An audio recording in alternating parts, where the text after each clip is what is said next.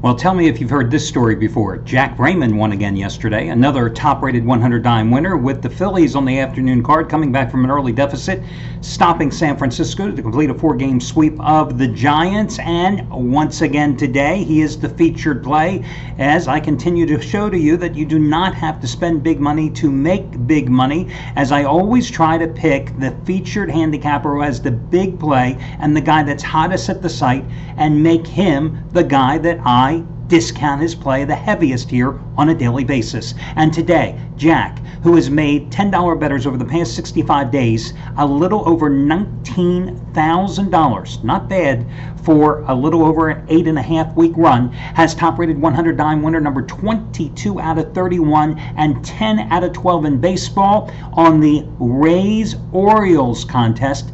Plus, you'll also get his series analysis and play on the Cavaliers-Celtics early. You get them both for over half price off simply by using coupon code JACK. And listen, I don't have to recap all the other winners. You can see them over on the homepage, so check it out. Plus all the other discounted plays, etc. for this Friday card. And of course, this being Friday, as you know, each and every Friday, there are also substantial discount coupons for package players as well. I always try to do them on Friday because that way I figure if I keep them consistently on Fridays, it allows you the ability to extend or renew your packages on a regular basis to maximize your savings. So for example, you can save $50 on any handicapper 7-day package by using coupon code SAVE50. You can save on a 30-day handicappers package $125 by using coupon code SAVE125. If you happen to be already involved with a long-term package, let's say with Jack Raymond, you want to extend it out further and it's a 30-day package or longer, and for example, you want to use that SAVE125 coupon and you have an instant rebate, that could be applicable as well to maximize your savings. If you have any questions, you can always contact customer service. Let's just go back. I have to just say something here before I get to your complimentary play on the Rangers and Astros. The first time I ever had any type of wager, I was 14 years old. A friend of mine said, "Hey, do you want to play a football pool?" And I'm like, yeah, like asking an ant if he wants to have a sugar cube. I was hooked. First football pool I ever played, it was for a whole $1. I won 14 bucks. I went 4-0. You know, it's like, you know, it was like an addiction born. Not that I had to really have my arm twisted, right? So over the years, I've made a few wagers, and I've thought about this. I mean, how many bets have I made over all these years? I don't know. I mean, 5,000? I mean, maybe I don't want to know. Maybe I really shouldn't even think about those numbers. Maybe none of you out there watching this video report should really take inventory of how many wagers you've made over the years. Let's just forget about this whole subject. But of all the games I've won, of all the games I've lost, I've won some in some strange matters, I've lost some in some strange matters, but I got to go back to a couple nights ago. Marcus Smart missing that free throw, right? The shot that he was trying to make. I have never won a game, or lost a game for that matter, with a guy purposely trying to miss a free throw with that line drive shot that goes in. The guy tries to make a free throw and it doesn't go in. He misses it, tries to intentionally, and the damn thing goes in and gets us to cover. Strangest damn cover I've ever gotten. Listen, I'm not looking to get horse in the mouth. Another basketball note. I'm thinking about the Sixers. Now, obviously, a Philadelphia 76ers fan for life, okay? I'm thinking about the Sixers. I'm thinking about the Celtics. I'm thinking about this rivalry, which has been renewed. But I'm looking at the Celtics and what they have accomplished this year. Forget about what they're going to do here in the Cleveland series. But what they have done this year with Kyrie Irving out the second half of the season. What they have done with Gordon Hayward out the entire season. But with their youth, with Jaylen Brown, with Jason Tatum, with the youth that they have versus the 76ers. Yes, Joel Embiid. Yes, with Ben Simmons. Yes, Markelle Fultz is going to deliver and give them something next year. But think about the contributions the Sixers got from the one-year free agent signing of J.J. Redick. Think of the contributions they got. Two guys that were so significant down the stretch after they were picked up off the free agent signing bin after being discarded by their previous teams from Ilyasova and from Bellinelli. And yeah, they also have Dario Saric as well, which is another great young talented asset.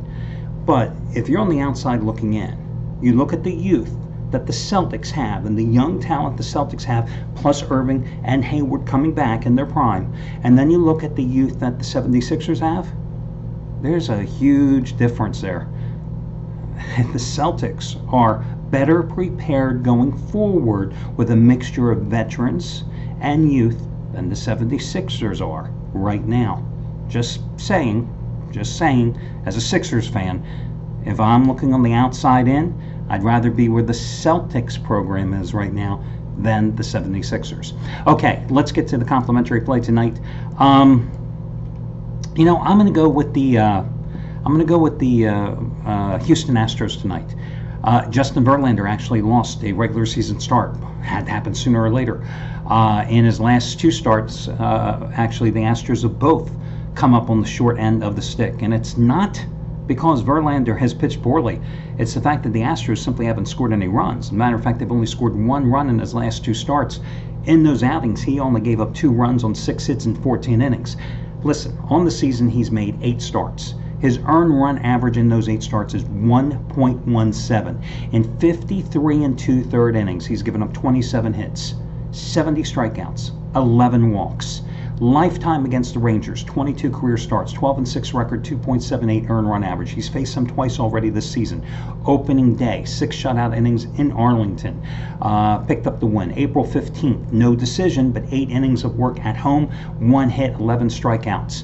Now, Cole Hamels, the Rangers are 1-7 in his starts this season. 1-7. His last 6 starts, they've all been losses for the Rangers. He is personally 0-3, and in that 6-start stretch, I dare you to say that 3 times quickly. 6-start stretch. Go ahead. Try it. Everybody's going to be sitting there going, 6-start stretch. I can see it now. 4.11 earned run average. 4.16 ERA lifetime against the Astros. As I said, lost to Verlander on opening day at home, 5 2/3 innings, 3 runs, 7 strikeouts, but 4 walks. No decision at Minute Maid Park, where they're playing tonight's game, on April 13th. Pitched better, 6 innings, 5 hits, 2 runs allowed, 7 strikeouts. The Astros returned home after a road trip through Arizona and Oakland that began losing 2 out of 3 to the Diamondbacks at Chase Field, but then they completed a 3-game sweep of the A's. Their last homestand, remember, they beat the Yankees in the opener, and then they lost the final 3 games of that series to New York. They opened the season by winning 3 out of 4 in Arlington against the Rangers. When the Rangers visited Minute Maid Park, however, in mid-April, they lost 2 out of 3 in the return engagement.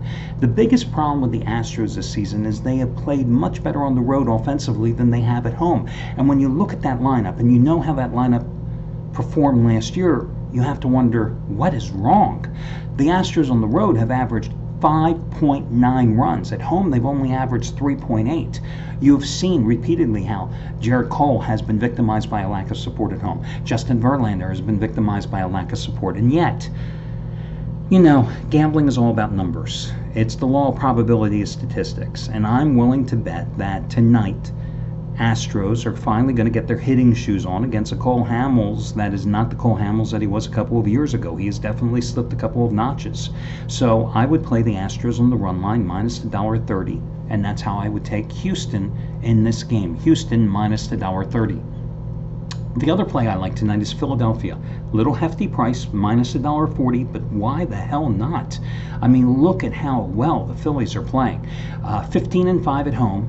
Now, have they played well within the NL East? Absolutely not.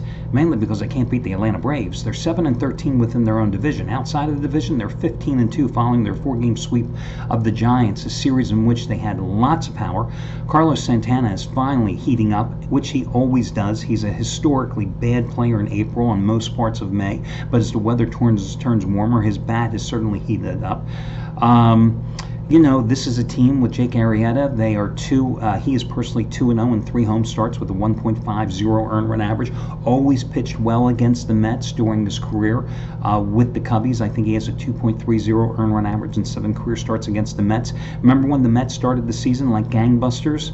Well, nobody wants to, talk about the Mets right now. They've lost 7 of their last 8 games.